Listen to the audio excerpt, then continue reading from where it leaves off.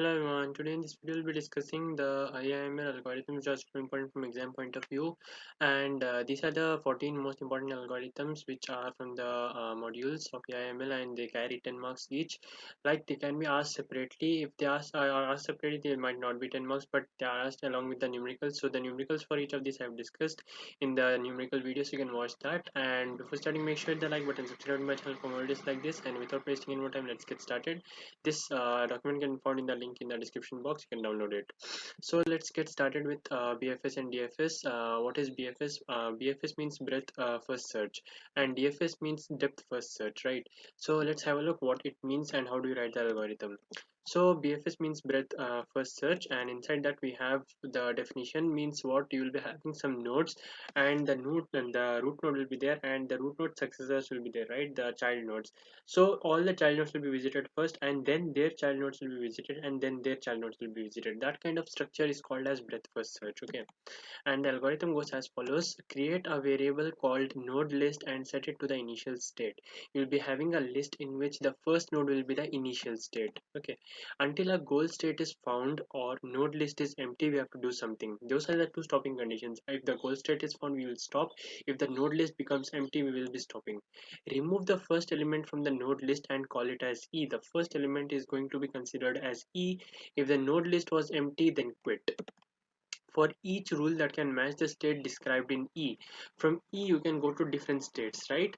And we'll be applying the rule to generate a new state. See, you need not write it exactly like this. What basically we're doing, we have a list, we are selecting one node, and from that node we are going to other nodes consecutively. We'll be selecting one neighbor and saving it in a list, another neighbor selecting in a list, and a third neighbor we are saving in a list, and each neighbor will be traversing once and saving their neighbors correspondingly. Like that, you can write in your own words. It's not required that you have to write this only. Anyways, if a new state is a goal state, then quit. Whenever you find a goal state, you have to quit. Otherwise, add the new state to the end of the node list. Whenever you traverse a new node, you have to add that new node to the end of the existing list. Okay, that's how the breadth first search works. So here's a representation of it. You will be having one level of breadth first search here, like this. If it is multiple level, you'll be visiting 4 first, then 0 3, then 4 3 0 0 1 3, then 4 3 0 0 3 0. Okay, in that way we'll be moving further. You can give any example for yourself. Now we'll be seeing what is the data structure used. The data structure used is queue, and queue is what, first in first out. So which neighbor got in first, that is the neighbor which will be going to out first. Explanation of the algorithm: put 0 0 in the first state, apply the new rule and generate the new state. If the new state is not the goal state, then keep on continuing, add the new states. Okay, that's what about the breadth first search. Easy, you can apply in your own words and solve this question. Next we have depth first search. Depth first search means we'll be going into the depth first. Okay, so you need not read these content written here, you just have to listen what I'm telling. Depth first search means you'll be having a node and you'll be having the child nodes as previous case, but you will be not going to all the neighbors first. You will be going to one child node, and from there you will be going to next one of the child node until you reach the end or you reach the goal state. That is called as depth first search. Okay, we'll be just exploring one node till we reach the end or the goal state. That's the definition of depth first search. Okay, algorithm is also simple. You'll be having an initial state. If it's the goal state, you can quit and return success. Otherwise, until you reach a success or a failure is signaled, means you have no other nodes left. Like that, generate a successor E of the initial state. You have an initial state, you will be generating a successor of E.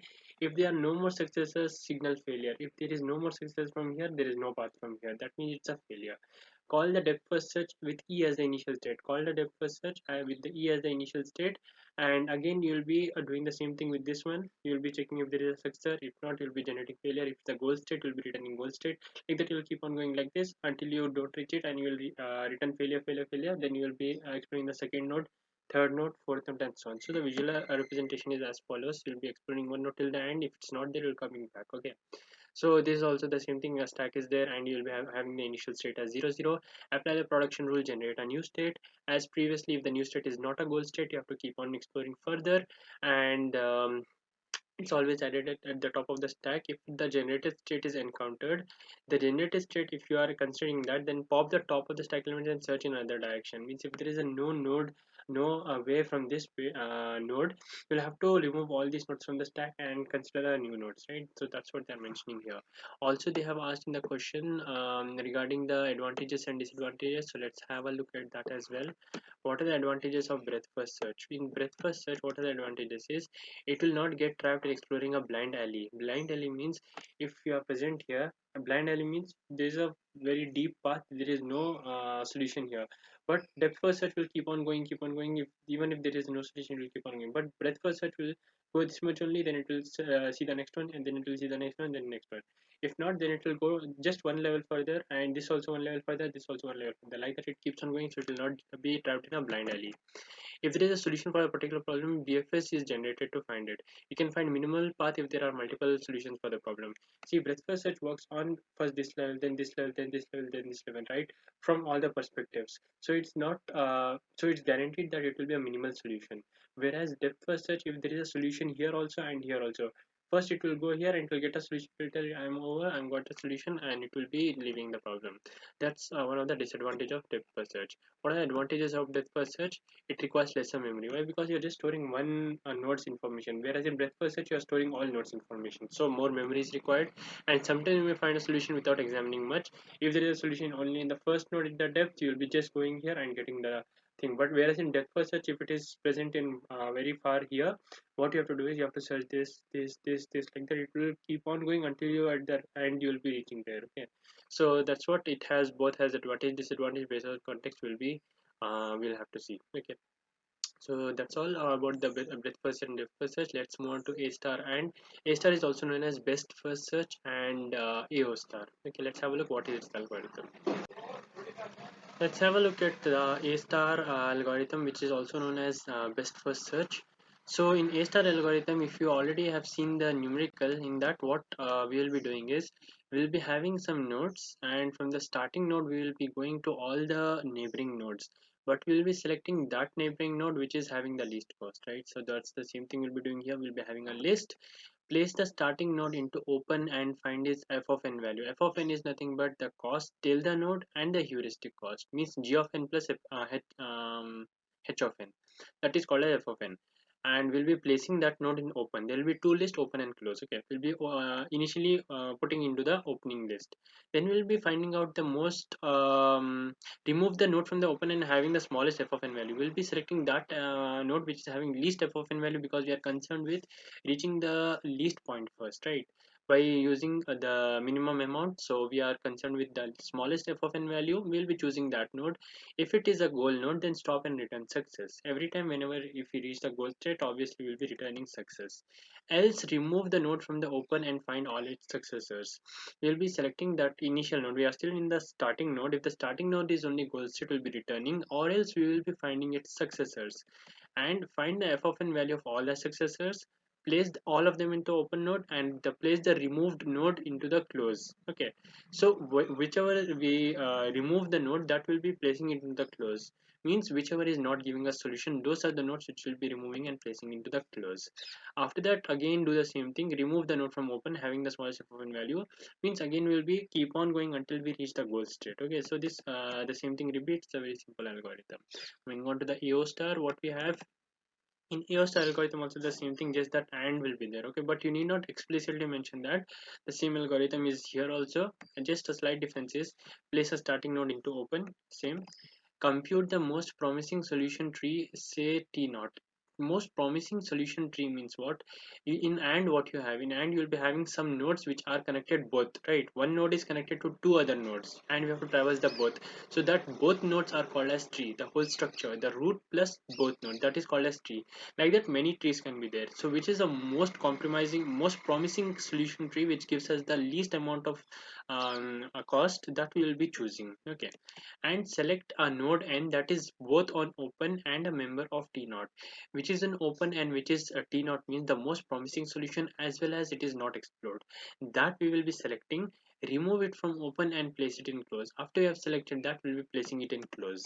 If n is a terminal goal, then we will be exiting, and then label n as salt, label n as salt, and label all the ancestors of n as salt. If the starting node is marked as salt, then success and exit. Whichever node we put into the close, that we will be seeing if it's a goal state, then we will be marking it as salt, and all the ancestors of that also as salt. Ancestors means the previous nodes. Okay, if I am in this node, all the previous nodes above here, that all are put as salt if this is the goal state. Okay, like that we will be starting from the initial, keep on going, and placing all the nodes into the close, which is the most promising one. If n is not solvable node, then mark it as unsolvable. If the starting node is marked as unsolvable, then return failure and exit. Unsolvable happens when there is no goal state from a particular path. If I'm here, if I went here, there is no particular solution, this will be marked as unsolvable. And then I'll be checking this one. If this is unsolvable, obviously this is also unsolvable. Like that, I will be routing back. And if from this path I did not find a solvable, and if there is any other path, this also is not solvable. All the paths from the root node is not solvable, means this will also be put as not solvable, and then we'll be just returning an exit in that case. Expand n, if find all the success and find their h of n value, push them into open. For expand n means what? If n is the node, we'll be expanding it and finding all of its successors, and we'll be finding h of n value of all of that and pushing them into the open. Okay, after we have explored any node, we'll be doing that thing only, and then again start from the node 2. The starting one was the only case when we have the starting node as only the failure, means we don't have any further nodes, or the whatever the further nodes are there, that is not acceptable, means they are not goal set. Then in that case we are exiting. Okay, for that thing only you have to write these stuffs here, and if it is not, means it's a normal thing, we'll be just finding h of n value and keep on continuing. Okay, and that's all the 8-step process. Okay, so you need not worry much about this. Both the algorithms are same, just that you'll be computing the tree in this case, a star, and in that case you'll be just calculating f of n, smallest one you'll be choosing. Rest all things are same, you need not stress your head much upon this. Write it now onwards, you'll be getting marks. Okay, let's move on to the next one, module 2, find s and candidate elimination. Comparatively, Findes is a very short algorithm, and it might not be asked for much marks, but this is important for understanding candidate elimination. But nevertheless, both are super easy ones. Let's have a look at how to keep in mind. See here, in find this algorithm, we are finding a specific value. Okay, so what are the steps we need to follow? The first step is initialize h to the most specific hypothesis in h. Okay, h is a variable which we are considering for storing the most specific hypothesis. Okay, initially it is initialized to the most specific hypothesis in h. As of that time, what we have found the most specific hypothesis, that will be storing it as small h. Okay, after we have done that, we will be having to consider each positive training instance x. This is a very important point here. In finders algorithm, we will be just considering positive instances. Okay, for each attribute constrained ai in h. See, h we have stored as most specific hypothesis, and it's a positive training example, and the training examples will have different attributes like temperature, outlook, humidity, and windy, and all like that. Those things are called as attributes. Okay, for each of those attributes like temperature, outlook, and all, if the constraint ai is satisfied by x, then do nothing. What is the constraint ai? The attribute ai. If it is satisfied, means if it is same as the previous one. Okay, that's what means satisfied. If it's same as the previous one, then we will be doing nothing. Else we have to replace ai in h by the next more general constraint that is satisfied by x. ai should be replaced. Ai means that particular attribute which I'm talking about, that should be replaced by next most general constraint. Means if I have here sunny, if I have rainy here, in both of these, what happens, the most general will become question mark, because it is getting changed, right? That's all what we have to do. You have to just keep on checking in each column if there are any differing values, and they are yes, we are making it as question mark. That's all what is about the find this algorithm. And output the h. Okay, very easy, you can easily score at least 5 marks for writing this one. Moving on, you have the candidate elimination. You have to use your brains, you're a smart person, right? We have to use our brains and understand candidate elimination algorithm in a nice way. So what we'll be doing is we'll be considering two things here instead of one thing as in the previous case. Here we'll be considering g as the most general hypothesis and s as the most specific hypothesis. After we have set these two things, what is our next step? Our next step is to consider the training examples. For each training example, do we have training examples, and from that we are considering each training example one by one. First this one, then this one, then this one. At each instance one is called D, and as you know that D can be either positive training example or it can be a negative training example, isn't it? So if D is a positive training example, we will do something. If D is a negative training example, we will be doing something. Now what is that something? Let's have a look. Remove from G any hypothesis that is inconsistent with D. For somehow you need to keep this in mind. For D, if it is positive example, you have to write G here. Okay, like see, you can think it in common sense only. Positive is better than negative, right? So positive will be given first rank, negative will be given last rank, and G comes before S, right? So G will be coming here, S will be coming here. Done. Remove from G any hypothesis that is inconsistent with D. We get rid of the useless values in the world, right? So G, from G we will be removing those hypotheses which are not consistent with D. Then remove from S any hypothesis that is inconsistent with D. Whatever you write here, same thing you have to write here. For each hypothesis S in S that is not consistent with D, since you have considered G, will be considering S now, and for when it is not consistent with D, we have to do something here. Same thing for each hypothesis in G that is not consistent with D, you have to do something here. That something is remove S from S if it is not consistent. Here it is obviously remove G from G, and add to S all minimal generalizations H of S, such that add to S. See, remove from S, you have removed something, so you have to add also something to S. And what we will be adding? Minimal generalizations. Okay, don't stress much, we are just removing something and adding something. Keep in mind that. Add to G all the minimal specializations of H of G, such that, so here is just the last condition. If you memorize this last condition, your work is done, you can easily score 10 marks. Okay, H is consistent with D such that H is consistent with D and some other member of G is more general than H. If we are going to add something to generalization of H, at that time it should be consistent with D and some member of G should be more generally than H. Two things. It should be consistent, it should be more general. Then here it should be consistent and it should be more specific. That's all. Wherever you find general, put it as specific. Wherever you find as G, substitute it as S. Wherever you find generalizations, substitute it as specializations. And remove from S any hypothesis that is more general than another hypothesis in H. Obviously, we'll be removing some hypothesis which is more general, right? If it is more general than something in S, we have to remove. Why? Because specific should have specific values, more general value should not be there. Same thing goes here also. Remove from G any hypothesis that is less general in another hypothesis. In G we are considering the most general one, so we are removing all those things which are less general one from G, and from S we are removing anything which is more general one. Revising, if it's getting confusing for you, just write it here. Initialize G, okay, as a set of maximally general hypotheses in H. Initialize S to the set of maximally specific. Two things, G and S. General, maximally specific. Each training example you consider, and you'll be seeing if it is a training example is positive one or if it is a negative one. If it is a positive one, you'll be doing something here. If it is a negative one, you'll be doing something here. And that something is nothing but five lines of code. So here what you'll be doing, D is there is a positive example, you'll be writing first, then you'll be writing G because it comes in the first chronological order. G you will be writing here, S you will be writing here, and after G you have to consider S also, so you'll be considering S again. You'll be considering after S here, you'll be considering G again.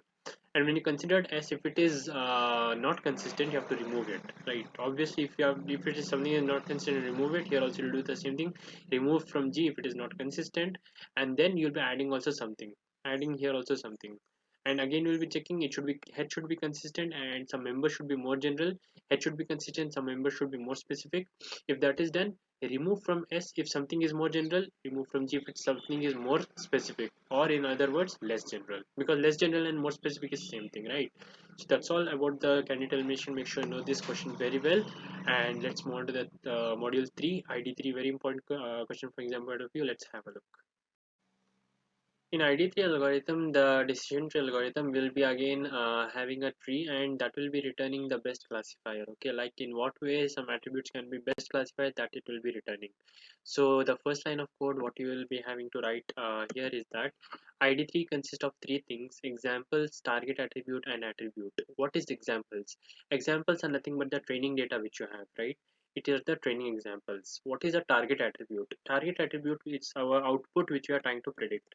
It is the attribute whose value is to be predicted by the tree. And what are attributes? Attributes means in between the target attribute and the first index, we will be having some other attributes like the temperature, outlook, and all those things are called as attributes. So these are the attributes which may be tested by the learn tree. After I've written the three things, you have to also tell it what it returns. Means ID3, what is the expected thing from it? That is also needed to be mentioned.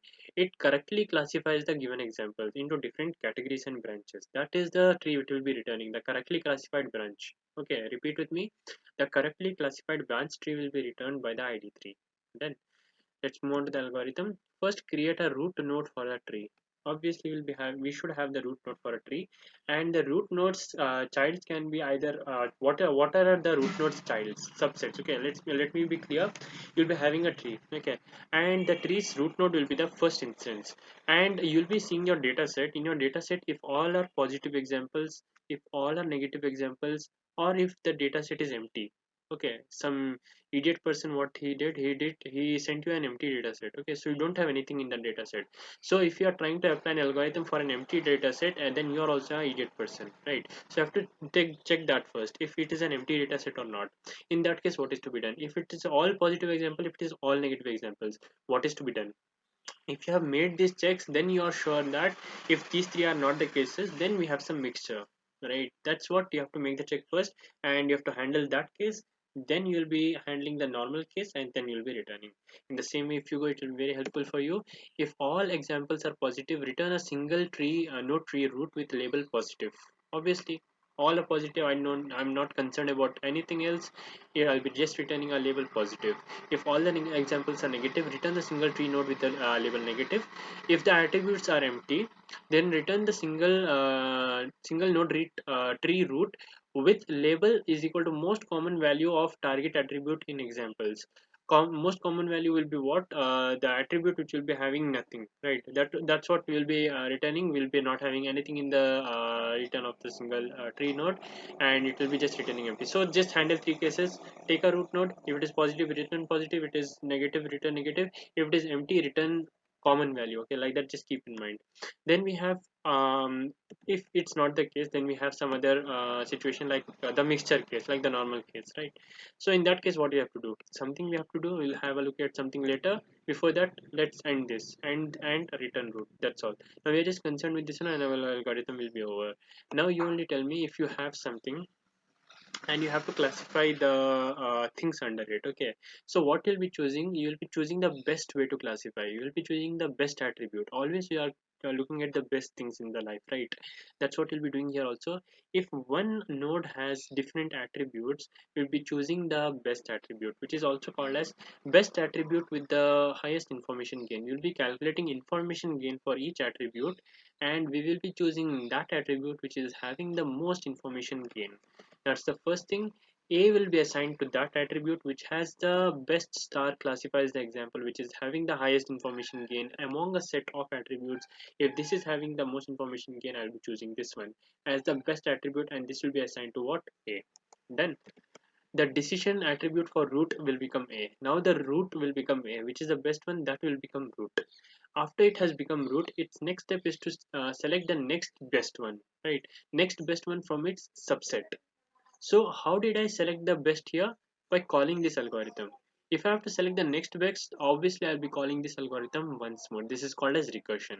But in the second time when I'll call algorithm, I'll not call with all the attributes. I'll call with only those attributes except the best attribute, because this is already selected. I have to call with the attributes which are remaining attributes, and from remaining training examples I have to call. have to not call with all training examples. Some are already selected by this. We have to just call by the remaining algorithms, by remaining subsets. So step by step, we have to do that only. Three-step process. For each possible value vi of a, in a we have different types of values, right? For each value of a, like for example, if I consider the temperature example, we have sunny and rainy and overcast, right? Sunny, overcast and rainy, these three are v values, okay, different type of values.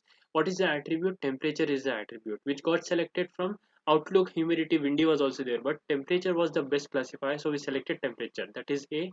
Vi are these three values: sunny, rainy and overcast. Okay, for each possible value, what we did, we selected that and find out the next means subsets, right? So add a new tree branch below the root corresponding to the test a is equal to vi. For each of this vi, we will be adding a new tree branch below this, and then what we'll be doing, let examples vi be the subset of example that have the value vi for a. We will be selecting only those examples which have sunny. From the whole data set, if we are considering sunny here as first, we'll be selecting only those rows which has sunny. That's what we do in the candidate elimination algorithm, right? If you try to trace back the numerical as well. Example, if example vi is empty, if any of the example is empty, it has no training data set, we'll be just doing nothing, right? Obviously, then add this new branch, a leaf node with the label is equal to most common value of target attribute. See, one thing you have to remember, if even if it doesn't make sense, whenever it is empty, here also what we did, most common value, here also it is empty, put most common value. I don't know how does this make sense. I have no idea regarding that. So but you have to just write this for marks, okay? You'll be getting the most common value whenever it is empty. If it is not empty, at that time what you're supposed to do, else below this new branch add a subtree with the training examples vi which is concerned with vi. That training examples only I will be considering and passing here. Target attribute will remain same, and attributes will be the attribute except the best attribute. Okay, then that's all about the id3 algorithm. Write and practice, very important. Stepwise you go, it's a super easy one. Let's move on to the next one, which is gradient descent and backpropagation. Gradient descent and the backpropagation are the algorithms from the artificial neural networks. So here what we have is the we'll be learning gradient descent for calculating the for one unit, and then it will be expanded to the backpropagation where there will be multiple units, and each of those units will be having the corresponding weights which will be getting updated. So in the gradient descent, what we have, the first thing what you have to write is gradient descent algorithm for training a linear unit. Okay, and you have to consider two things here. The first is the training examples, which is the input units, and n is the learning rate. Okay, so these two things you have to consider, and what you have to write is each training example is of the pair of the form x and t. Okay, each training example which you're considering is two things are present in that. X is nothing but the vector of input values, and t is the target output value. We have some input values, and based on that input values we have some corresponding output value. That whole thing forms one training unit. Like that, many training units are there, all we are taking into consideration. Then we have n as the learning rate. That is initially, like for example, 0.05. Learning rate means how fast the changes should happen. Okay, that's the two things which are considering. You have to keep in mind in gradient descent, what are the two things we are considering? Training examples and the learning rate. Okay, training example consists two things: the x, which is the input vector values, and t is the target output value. Then we have to initialize each wi to some random value. What is wi? Each of the training examples of the input, it has some weight associated with that. Weight means how important that is. Okay, so for each training example you have to assign some random value initially, and we'll be checking if the output is correct or not. If it is not correct, we are updating this value. Just two steps here: assign the value, update the value if it's not correct. That's all. Until the termination condition is met, do. Termination condition mean what? Output should be matching. That is the termination condition. If it is not met, we have to obviously update that, right? Initialize each wi to 0. Wi is the term which we will be adding to w. This is w, this is wi. The change which we have to make to each w, that should be initialized initially as 0, because initially we assume that whatever random value we assigned, it may come as correct. So initially this delta w will have no significance, it will be 0. Once we find out that there is an error in that, then we will get to know how much error it is. You have to calculate that how much error, then we have to add it. Two things: calculate the error, add it. Not the error, we have to calculate the corresponding weight change according to the error. For each training example in xi, what we have to do is input the instance to the unit and compute the output o. Get the input, compute the output. Once we get the output, we will have to see for each linear unit weight, we have to make changes to it. How we will make changes? By delta w is delta wi plus n into t minus o into x. n t minus ox. Okay, I'm not going to go into the details of what t and o means and all. Just remember for now, n into t minus o into x and tox. Okay, so you have to multiply that value and add it to the existing delta w value and means save it here. Okay, in case that whatever you have got output and whatever the target output you have, if both are same, means there is no error in that, then this term will be zero. Why? Because t is target output and o is the output which you have got. If this becomes zero, this whole term will become zero, delta w will remain delta w only. Okay, so there is no condition that always we are calculating delta w and it will never stop. It will stop when delta w is not changing. Obviously the algorithm should stop. That is also termination condition, right? So you have delta w, consider training example, add delta w to the training example by calculating what is the error here, and for each linear unit weight do update that. That's all. Okay.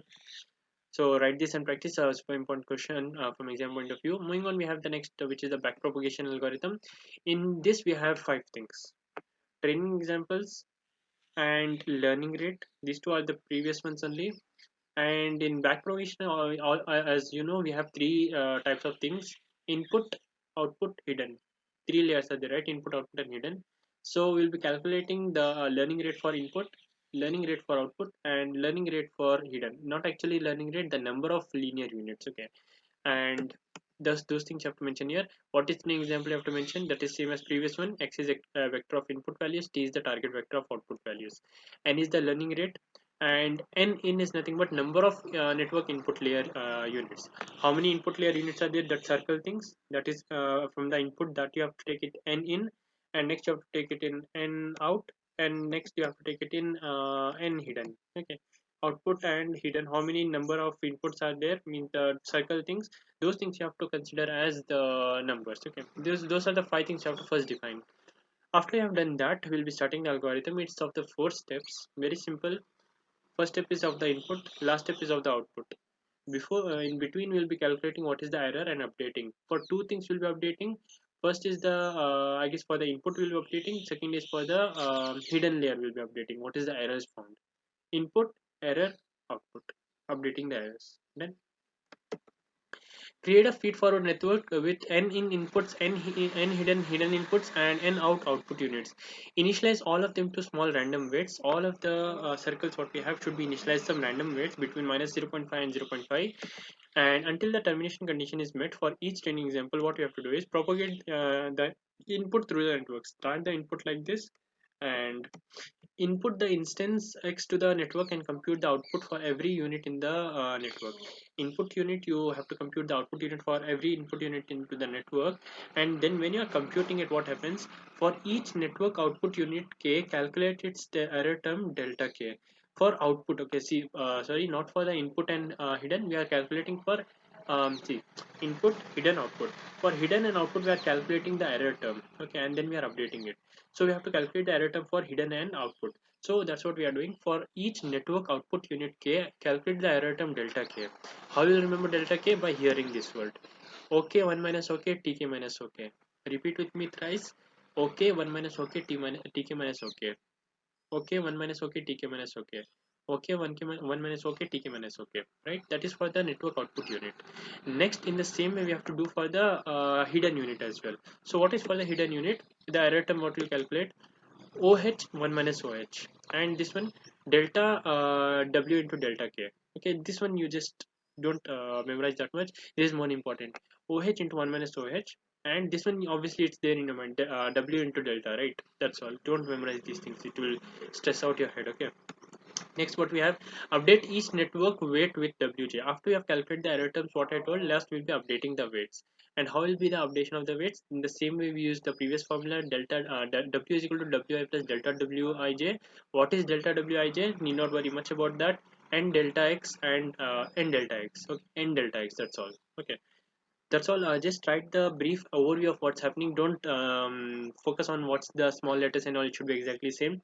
If you know the overall what's happening, at least you'll get some marks. If you go behind these small things and you will forget everything, that's very big lost for you, right? So try to remember the overall what's happening. That is more important. Even you can skip this one. Just make sure that you know what's happening in the overall sense. That's more important. Let's move on to the next one, module 4, which is the brute force map. Moving on to the module 4, what we have is the brute force map, maximum likelihood, and EM algorithm. So let's have a look at what these terms mean. In brute force map, we need to first know the Bayes theorem. Okay, so let's have a look at that. Brute force map learning algorithm. First, you have to write what is the Bayes theorem, which is P probability of H given D has occurred is equal to probability of D given H has occurred into P of H by P of D. And in maximum or posteriori hypothesis, what you will be doing is you will be just removing the denominator. Okay, so you'll be just remaining with the numerator, which is P, DH, and PH. Okay, that's what, and the maximum one will be calculating. That's all. What is the brute force map learning algorithm is, and some substitutions we have to make here. What are those substitutions? Is this is the Bayes theorem, and we'll be considering two cases. Consider the case where H is inconsistent with the training data. When H is inconsistent with training data, this answer will be 0. If this is 0, the whole term will become 0, and P of H given D as equal will be 0 in case H is inconsistent. Second case where H is consistent, at that time what we have is P of H given D has equal is equal to 1 into 1 by H. This will become 1. Okay, and this will become 1 by H, and P of D will become VSHD by H. What is VSHD? Version space out of H comma D. So you have to just substitute this, cancel out the H, you will be remaining with the term 1 by VSHD. If it is 0, it is 0. If it is consistent, means it is 1 by VSHD. That's all what you have to write. P of D given H is equal to 1 by VSHD in the case H is consistent, otherwise it is 0. Moving on, we have the second one, which is maximum likelihood. These are the few steps you have to keep in mind. So what are the few steps is you have to use the least squared error as well. The first thing we'll be writing is the maximum likelihood formula, which is HML is equal to argmax P of D given H is equal to the same as the previous one, but here only the difference what is happening is here we'll be considering the small d's and multiplying them using geometric mean. Okay, just have to write pi here and write P of small d and H. Instead of capital D, you are just multiplying all the small d's. Okay, and this can be substituted as follows. Okay, so this formula you have to just repeat with me to keep yours to memorize this one. 1 by root of 2 pi sigma square into e power minus 1 by 2 sigma square into di minus u square. Okay, so first you have to memorize this one. 1 by root of 2 pi sigma square. Okay, 1 by root of 2 pi sigma square into e power minus 1 by 2 sigma square into d minus u whole square. Okay, just close your eyes and tell. 1 by root of 2 pi sigma square into e power minus 1 by 2 sigma square d minus u whole square. Okay, after this is done, we'll be taking the log value since we have to take this downwards. Okay, when you take the log value, e will become downwards and e will be vanishing. So this is what's happening. Before that, we are substituting, instead of u, we substitute h of x. Okay, that's all. And take the log value, this will be same as such here, this will become down, e will be vanished, and then we are removing those terms which are not dependent upon h, like for example this term, this term. Okay, so that's what we'll be doing in the further two steps. We'll be removing these terms here which are not dependent. Also we'll be changing arg max to arg min, so that this minus will be going off and this will be positive here and this will become arg min. And then we'll be removing 2 sigma square because this is also not dependent upon h, and this is your final answer. Okay, so that's all about the maximum likelihood. Let's see what is there in the EM algorithm. Moving on to the EM algorithm, which means expectancy maximization algorithm, what you have to write is just a two-step process. In that, we'll be having two formulas which you need to keep in mind. So follow the same steps. You have to write first EM algorithm. Then what's our step one is to calculate the expected value E of Zij. Okay, E means expected, Zij is the hidden variable, and assuming that the current hypothesis is equal to nu1 nu2. Okay, nu1 nu2 is equal to H. That's the current hypothesis. We have a hypothesis and we have a hidden variable whose expectancy we are maximizing. Okay, so what we'll be doing with this hypothesis is that we'll be forming a new hypothesis, like nu1 dash nu2 dash, which is also called as H dash. Okay, that we'll be doing in the step 2. to calculate a new maximum likelihood hypothesis h dash, which is nothing but nu1 dash and nu2 dash, assuming the value taken on each hidden variable is expected value e of z ij calculated in step 1. By using the expected value which we have calculated, we are calculating another new likelihood. That's all what we are doing in this algorithm. Okay, after I've written this much, how exactly we are calculating, that formula also you have to write. So formula is pretty simple one. Let us examine how both of these steps can be implemented in practice. Step 1, we must calculate the expected value of each zij, which is hidden variable. So we'll be using the normal distribution for that. So this is the formula. How do you remember this formula? Is same as the previous formulas which we all know, which is p of x given xi and nu given nu j. One instance we are considering, and in the denominator we will be having all the instances summation. Okay, till n is equal to 1 till 2. In this case it is 2, so we'll be taking 2. X is equal to xi and u1 is equal to un. Add up all in numerator only, you should have 1. Okay, that you'll be doing, and substitution is as previous one, e power 1 e power minus 1 by 2 sigma square xi minus nu whole square. That same formula which we applied in maximum likelihood as well.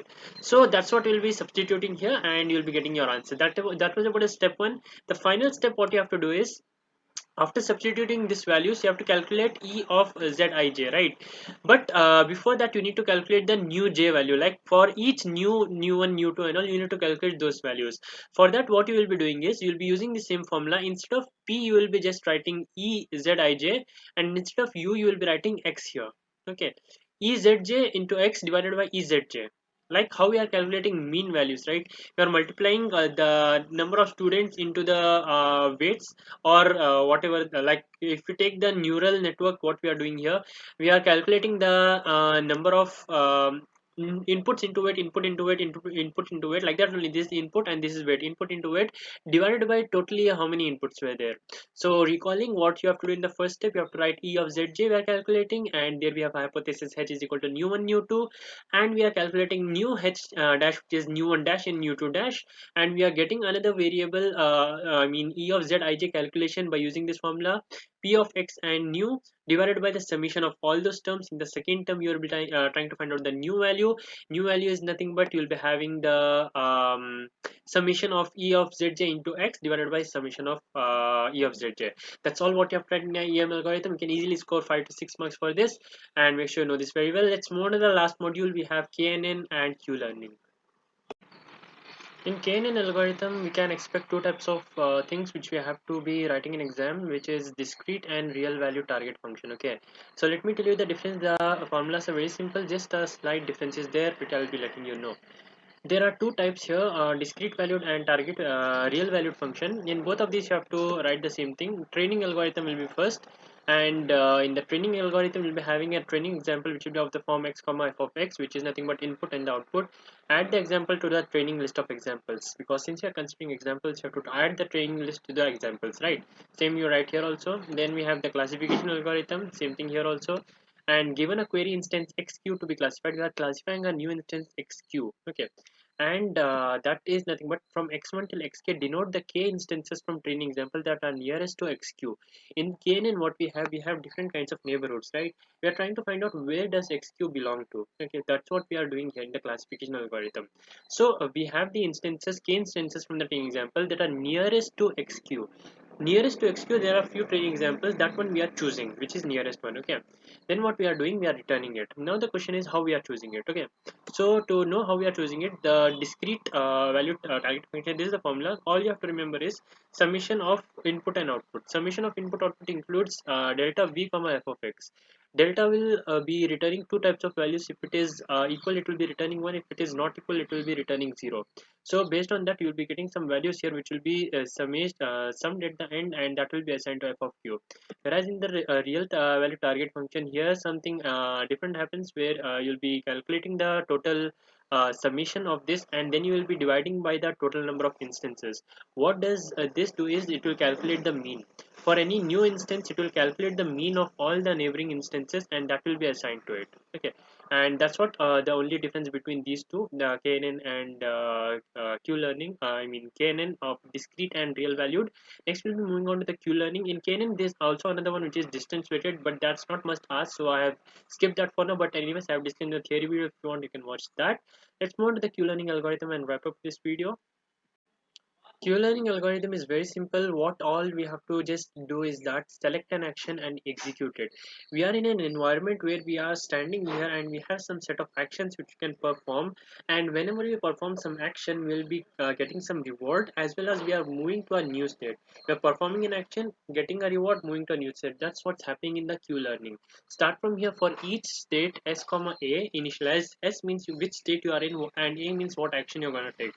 Initialize the table entry q of sa to 0. Initially the table entry will be zeros, okay, and you will be taking one action from a particular state and observe the current state. Do forever means until you reach the goal state. Select an action a and execute it. From this state you are selecting an action and executing it. Whatever the reward you get, receive it. Then observe the new state where you are going, like s dash, and then update the table entry for q of sa. What you will update here in the table entry? This formula: q of sa is equal to reward you have got plus discount factor into maximum of q of s dash comma a dash. What does this mean? This means I'm in a new state s dash, right? From here, what is the maximum reward I'm getting? That I'll calculate and add it to the previous one. That is the reward from here, right? See, if I'm present in state 1 and this is state 2, from this what is the total reward I get is from here what maximum I get plus this distance reward, right? That's what because I still don't know what is the reward I'm getting from here. So I have to first calculate this one, then that answer I'll substitute in the previous one. Like that only it's happening here also. Until we reach the goal state, we are doing the same thing, exchanging the states. And once you executed an action from a particular state, obviously the next state will become s dash. Okay, so that's all what was there in the super important algorithm. Make sure to hit the like button, subscribe to my channel for more videos like this. Thank you so much for watching. I'll see you in the next one.